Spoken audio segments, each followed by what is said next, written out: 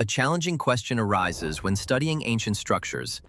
How did people, armed with primitive tools, process granite? Enormous stone blocks weighing hundreds of tons are fitted together with such precision that not even a knife blade can be inserted between them.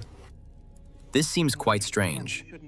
Historical textbooks insist that ancient artisans possessed only copper chisels and hemp ropes. However, the official version raises doubts when confronted with drill marks that even modern diamond-tipped drills struggle to replicate. It's hard to believe it's a mere coincidence when similar technologies are discovered in Peru, Egypt, and Japan, even though these civilizations were separated by thousands of miles and centuries. This exploration delves into 6 of the most enigmatic structures on the planet.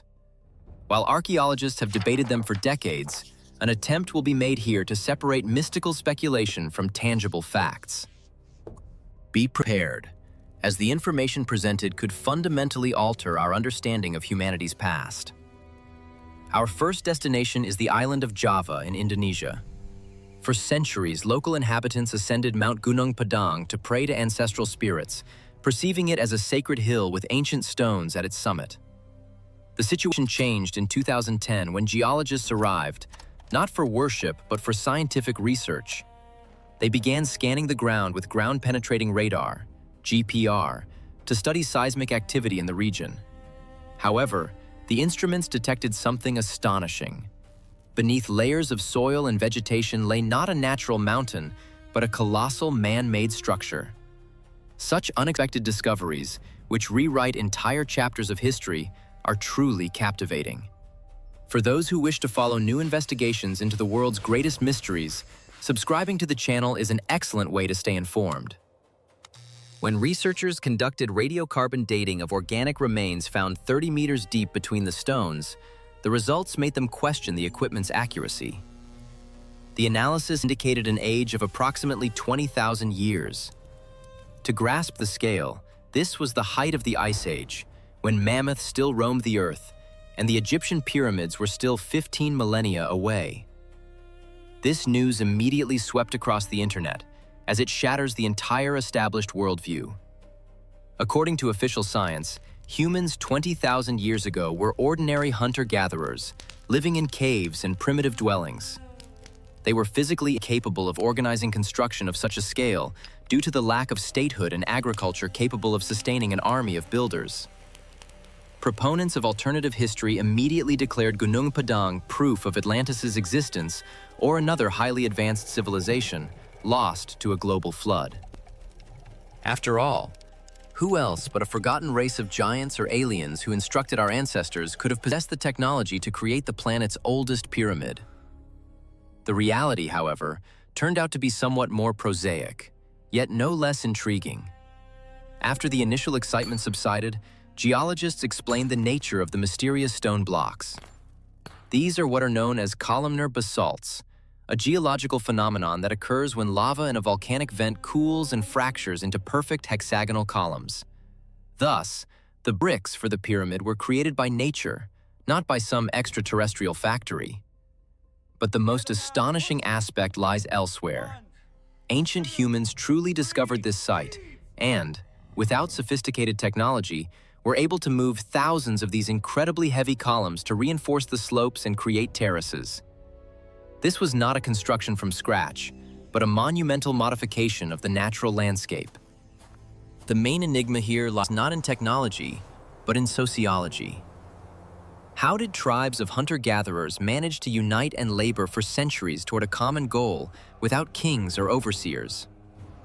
In Indonesia, people utilized natural materials, simply relocating pre-made stones.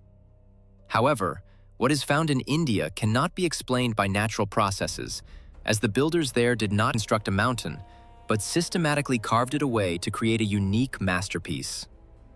We are referring to the Kailasanatha Temple in Maharashtra state.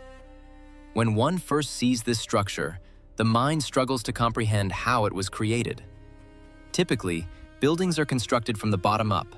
Foundations are laid, then walls and a roof. But here, everything was done in reverse. This temple, the height of a 9-story building, is not assembled from individual blocks. It is entirely carved from a single colossal rock, working from the top down. Imagine a sculptor who takes a block and chips away everything superfluous to create a statue. Now, envision that statue as an enormous complex with columns, halls, elephant figures, and intricate carvings, where every detail is an integral part of the monolith. To create this marvel, workers had to excavate and remove 200,000 tons of volcanic rock from the quarry. If this stone were loaded onto freight cars, the train would stretch for 40 kilometers. The most astonishing aspect is that the architects had no margin for error. If a stonecutter accidentally chipped off a fragment of an elephant's nose, it couldn't be glued back on or replaced. The entire temple would be permanently flawed. Official inscriptions claim that the temple was constructed in just 18 years during the 8th century AD. And this is where the mathematics that drives researchers to distraction begins. If 200,000 tons are divided by 18 years, it means workers would have had to excavate and remove 30 tons of stone daily, without weekends or holidays, in all weather conditions. And this is without even factoring in time for design and intricate carving. Many are convinced that such a feat is impossible to achieve with just a pickaxe and hammer. A popular theory online suggests that ancient Indians employed lost technologies from giant machines whose traces are supposedly visible on walls, to focused sound capable of softening stone, or even lasers left by extraterrestrial civilizations. How else can such speed and precision be explained, when even today creating a similar monument would be an engineering nightmare? However, the solution lies not in alien technologies, but in ingenious labor organization. Engineers' explanations converge on the idea that the secret to the speed lay in the method of vertical excavation. Workers were not required to lift heavy stone blocks upwards, as was done in the construction of pyramids. Gravity was on their side, as debris was simply dropped downwards. As for tools, ancient artisans used steel wedges. They drilled a series of holes into the rock, drove dry wooden wedges into them, and then poured water over them. As the wood swelled, it split the stone with incredible force precisely along the intended line. But the primary resource possessed by ancient rulers was people. Thousands of stonecutters worked in shifts, around the clock, transforming the rock into a work of art. Kailasanatha is a testament not to lost technologies, but to human perseverance and discipline, which sometimes prove more potent than any lasers. This temple stood visible for centuries, astonishing pilgrims, but the next structure was hidden from human eyes beneath the waters until a lone diver searching for sharks accidentally discovered it. We now move to Japan, to the westernmost point of the nation, Yonaguni Island. In 1986, diving instructor Kihachiro Arataki made a dive into the local waters, aiming to find a new spot for observing hammerhead sharks. But instead of marine life, he saw something on the seabed that took his breath away. Before him rose a massive stone structure, resembling a stepped pyramid or a fortress. Arataki discerned perfectly flat terraces and right angles that appeared to be man-made steps, and even strange formations resembling a road encircling the monument. The dimensions of the object are impressive. It stretches 150 meters in length and 40 meters in width. When news of the discovery reached the mainland, the world began to speak of a Japanese Atlantis. The complexity lies in the fact that this city is underwater. The global sea level in this area was only that low during the last ice age, approximately 10,000 years ago. If this structure was indeed created by humans, then it predates the Egyptian pyramids and the cities of Sumer by 5,000 years. Adherents of the ancient civilization theory claim that these are the remnants of the legendary continent of Mu, the Pacific equivalent of Atlantis. They point to details that are difficult to attribute to natural formations: two circular holes on the edge of a slab, resembling sockets for columns, and a rock resembling a giant turtle or human head facing south. Who, besides a forgotten great civilization, could have built such a port before the ocean swallowed it? Such mysteries force us to reevaluate history. If you are interested in following similar investigations, subscribe to the channel to not miss new discoveries. The scientific community found itself divided into two camps. Archaeologists are skeptical of the discovery, while geologists offer an intriguing explanation. The Yonaguni rock is composed of sandstone and mudstone, rocks that tend to fracture in straight lines when tectonic plates shift. Powerful underwater currents over centuries eroded away smaller stones, leaving behind only large blocks with flat surfaces. What we tend to interpret as steps and terraces is the result of natural forces, not the work of architects. However, there is a nuance that even skeptics agree on. It is probable that nature created the basic form, a kind of rough draft, and ancient people who inhabited the area before the water level rose refined it. They could have utilized the natural platforms as a quarry or a sanctuary, leveling angles and carving passages. So, the truth likely lies somewhere in the middle. It is a masterpiece co-created by nature and humanity. Water is capable of holding secrets, but sometimes the earth hides them even more securely. In Turkey, a farmer merely wanted to repair his basement, but instead found the entrance to a veritable underworld where thousands had sought refuge for centuries. Imagine you decided to renovate your house, knocked down an old basement wall, and suddenly stumbled upon a dark tunnel leading into the unknown. This exact story occurred in 1963 to an ordinary resident of the Turkish region of Cappadocia. He had no idea that behind his wall lay not just a cellar, but the entrance to one of the world's largest underground cities, Derinkuyu. When archaeologists arrived at the site and began excavations, they were stunned by the sheer scale of the discovery. This was not just a couple of caves, but a veritable metropolis, extending 18 stories deep into the earth. Here, in absolute darkness, 20,000 people could simultaneously live, eat, and sleep, along with their livestock. They had everything necessary: schools, churches, wine cellars, oil presses, and sheep pens. But the most astonishing aspect is the depth. Shafts plunge 85 meters downwards, and air circulated through an ingenious ventilation system, imperceptible from the surface. Why would anyone willingly live underground like moles, without sunlight? Conspiracy theorists immediately posited the theory that Derinkuyu was built as a refuge in case of a global catastrophe. Perhaps ancient people were escaping an ancient nuclear war, an ice age, or even an invasion by aliens patrolling the skies. Proponents of the paleocontact theory draw attention to unusual precautions: narrow corridors where movement was restricted to single file, and massive half-ton stone wheel doors that could only be locked from the inside. Whom were they so desperately defending against? Historical data offers a more grounded yet equally captivating interpretation. Derinkuyu indeed served as a refuge, but not from extraterrestrial threats, rather from very earthly adversaries. For centuries, these territories were a battlefield, enduring first Roman invasions, then Arab, and later Mongol incursions. The local population learned to utilize the unique property of volcanic tuff, a soft rock that is easily carved underground but rapidly hardens to concrete-like strength when exposed to air. This property formed the basis of an ideal defensive structure.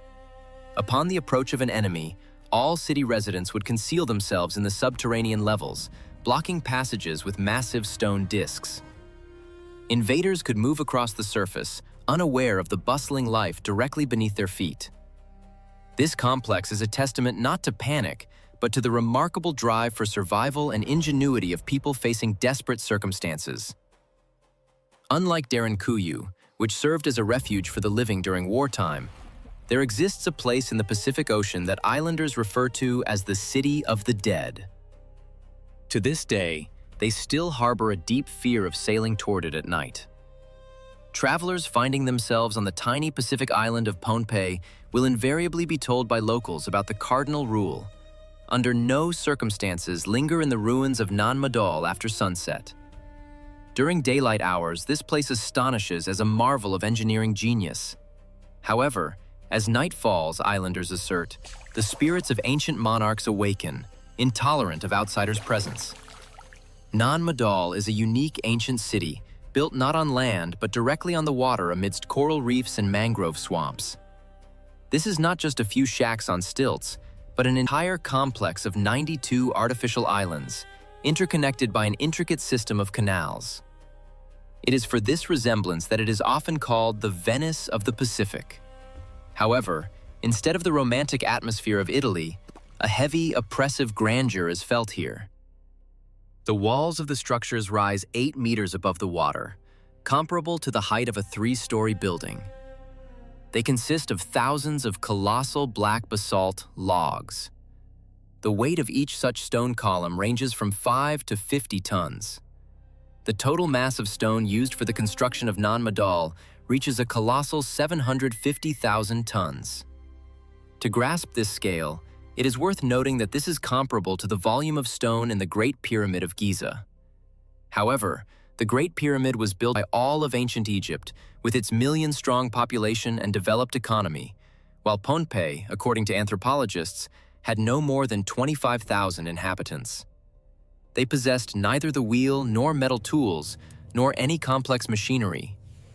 Nevertheless, they somehow managed to transport these gigantic blocks from quarries on the opposite side of the island, move them through swamps and jungles, and then place them in the water with exquisite precision. Such mysteries stir the imagination. And if you are interested in similar stories, subscribe to the channel to not miss new investigations. Local residents remain convinced of the place's curse, and they have compelling reasons for it. In 1907, German Governor Victor Berg, who governed the island, decided to disregard the ancient legends. Ignoring the islanders' pleas, he opened one of the ancient rulers' tombs in the very heart of Nan Madol. Berg rejoiced, finding inside the remains of giants whose bones were significantly larger than those of ordinary humans. His triumph, however, was short-lived. The very next morning, the governor suddenly died in terrible agony, and doctors were unable to determine the cause of his death. The local residents then said the same thing they say now. He disturbed the peace of the Sauteleurs. The mystery of Nan Madol's construction perplexed researchers for decades. How could a 50-ton stone column be moved through jungles where no roads existed? Wheels would instantly get stuck in the viscous soil. Dragging it? The friction would be so immense that it would require thousands of people who simply weren't present on the island. For this reason, the most prevalent theory among locals and enthusiasts of mysticism became magic. Legends assert that the city was built by 2 twin brothers who arrived from overseas. The legends endow them with powerful sorcerous abilities that allowed them to control gravity. They supposedly sat on the shore and played magical instruments, and to these sounds, enormous basalt blocks would spontaneously lift into the air and fly to their designated positions, like birds. Proponents of the paleocontact theory take this idea even further. They point to unusual magnetic anomalies regularly recorded in the Nan Madol area. Compass needles sometimes spin erratically, and electronic devices malfunction. Conspiracists suggest that the basalt columns are not merely building material, but components of a giant power plant or an antenna left by an extraterrestrial civilization. Indeed, from a bird's-eye view, the city's layout resembles a complex microchip, with canals serving as conductors. Perhaps this is why Victor Berg died. He might have been exposed to residual radiation or an unknown type of emission. Scientists, of course, reject theories of levitation, but even they agree that Nan Madol's engineers possessed ingenious knowledge of logistics. The key to solving the mystery of stone transportation was found when archaeologists moved from conjecture to experimentation. They concluded that transporting the blocks by land would have been impractical. The islanders used the ocean for this purpose. Basalt columns were suspended beneath large rafts constructed from bamboo and wood. In water, the stone's weight is reduced, and the raft's buoyancy prevented it from sinking. But how were 50-ton blocks lifted to an 8-meter height without the use of cranes? For this, the inclined plane method was employed. Builders laid the stone logs crisscross, following the principle of building log cabins. They used palm trunks as levers, gradually building the structure layer by layer. However, the most astonishing revelation is connected not to its construction technology, but to the structure's true purpose. The Sauteleur dynasty built Nan Madol not as a temple or a defensive fortress, but as a lavish prison. By imperial decree, all local chiefs and their families were compelled to relocate to this stone city. While presented as a great honor, this move in reality ensured total control over them. These artificial islands lacked sources of drinking water and any means for agriculture. Absolutely everything, from coconuts to drinking water, had to be transported from the main island by boat. Thus, the chiefs became entirely dependent on the ruler. Should anyone dare to plot a rebellion, their food supplies would simply be cut off. Nan Madol effectively became history's first elite concentration camp, where architectural solutions served as a tool for establishing absolute tyranny. If the architects of Nan Madol employed cunning methods to subjugate people, the creators of the next object possessed material processing technologies capable of puzzling even modern engineers with their laser equipment. The path once again leads to Egypt, where we must descend into an underground complex that inspires fear more profound than any ancient curse. Most are familiar with the pyramids of Giza and the Sphinx, but the true secret of Egyptian civilization lies not beneath the scorching sun, but deep underground, in a place called the Serapeum at Saqqara. In 1850, a French archaeologist named Auguste Mariette made a discovery whose story could form the basis of an adventure film. He accidentally noticed a sphinx head protruding from the sand.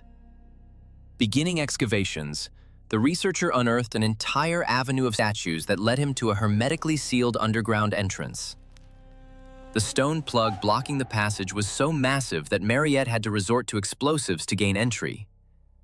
When the dust cleared, archaeologists with torches stepped into a world of eternal silence and gloom. Galleries were hewn directly into the bedrock, extending hundreds of meters deep. But what they saw in the side niches left the entire expedition frozen in astonishment. Discoveries like this overturn our understanding of the past. To continue exploring such mysteries with us, consider subscribing to the channel. In the niches stood 24 enormous sarcophagi, crafted from black, pink, and gray granite. Their dimensions are astounding. Each was about 4 meters long and over 3 meters high. The mass of each of these boxes varied from 70 to 100 tons, comparable to the weight of 2 modern tanks or an entire herd of elephants. Each was covered with a lid weighing up to 30 tons. Approaching one of the sarcophagi, Mariette noticed a detail that sent shivers down his spine. The layer of dust on the floor remained undisturbed. Clearly visible were the footprints of workers who had left the site 3,000 years prior. This meant that no tomb robbers had reached them, and the sarcophagi had remained sealed all that time. Archaeologists were convinced that inside awaited the mummies of sacred Apis bulls, richly adorned with gold and jewels. However, when, after incredible effort, the lid was finally moved, only absolute emptiness was found inside. No bones, no jewels, not even a speck of dust, only flawlessly polished black stone. It was the absence of contents within such elaborate ancient containers that sparked dozens of theories. What was the purpose of creating a 100-ton safe if it was never intended to hold anything? And here, attention shifts to the quality of material processing, which cannot be explained by the use of primitive tools like chisels and hammers. Engineer Christopher Dunn, who conducted research in the Serapeum, applied a high-precision square to the wall of one of the boxes and found not the slightest gap. The surface was absolutely flat, with an error margin measured in fractions of a human hair's thickness. Furthermore, the interior corners were perfectly executed, precisely 90 degrees. Try to imagine a stonecutter who had to climb inside a granite box and, in cramped conditions, by the dim light of an oil lamp, polish the hardest rock to optical precision. Any careless movement would have resulted in damaging the entire surface. Advocates of unconventional historical theories consider the Serapeum a technical installation. The sarcophagi are made of granite, which has a high quartz content, and this mineral is capable of generating an electrical charge when compressed. One hypothesis suggests that these boxes could have served as components of a gigantic battery, or even part of a teleportation device. Other researchers view them as shelters designed to preserve a gene pool from harmful radiation, as a thick layer of granite serves as an excellent protective screen. There is also the assumption that the entities that once resided within simply relocated to another place or dimension, leaving their capsules empty. Official Egyptology, naturally, dismisses theories of teleportation. As proof of their stance, they cite inscriptions found on some of the sarcophagi. These are crudely scratched hieroglyphs that sharply contrast with the stone's perfect polish. Scientists believe that the sarcophagi themselves were created by artisans of the Old Kingdom who possessed lost technologies. Millennia later, more primitive civilizations discovered them and attempted to adapt them for their own rituals, clumsily inscribing something like, "Here lies a bull." Regarding manufacturing technology, science proposes the use of copper saws in conjunction with an abrasive material, such as corundum or quartz sand. Experiments have confirmed that copper can indeed cut granite with the constant application of tons of sand, but the speed of such a process is only a few millimeters per hour. Creating one such sarcophagus by hand would have required decades of continuous labor from an entire team of artisans. However, the key problem for which academic science still lacks a convincing answer is logistics. The Serapeum tunnels are very narrow. Two people can barely pass each other within them. How were 100-ton monoliths transported into such conditions? How were they turned at right angles in cramped passages? And, most importantly, how were the sarcophagi lowered into niches situated below floor level, and then carefully covered with 30-ton lids without the aid of hydraulic mechanisms? The gap between the sarcophagus and the niche wall sometimes does not exceed 40 centimeters. In such a space, there would simply be no room to position levers or the necessary number of workers. Perhaps the Serapeum remains one of the most inconvenient artifacts for historians, as it showcases a result that would be incredibly difficult to replicate even with our modern cranes and machinery. Across the globe are scattered ancient structures that challenge modern perceptions of the limits of human capability. Among them are a pyramid whose origin predates written history, an 18-story underground city in Turkey, and the creations of architects who moved entire mountain masses in India and Egypt. It's easiest to explain such wonders by the intervention of supernatural forces or extraterrestrials. However, it is far more important to realize that the people who created them were not primitive. They lacked lasers, the internet, and smartphones, but in return, they possessed what modern society acutely lacks: an immense reserve of time, incredible patience, and a grand purpose that united the efforts of many generations. Contemplating these megaliths leads to the realization of the incredible potential inherent in humanity. It is not improbable that the issue is not the loss of some unique ancient technologies. Rather, people have lost an understanding of what they are capable of when their actions are guided by conviction, not the cold calculation of algorithms. It remains only to speculate what future archaeologists will discover in the place of our current cities 10,000 years from now. Will they be filled with admiration for our achievements, or will they consider them an incomprehensible legacy?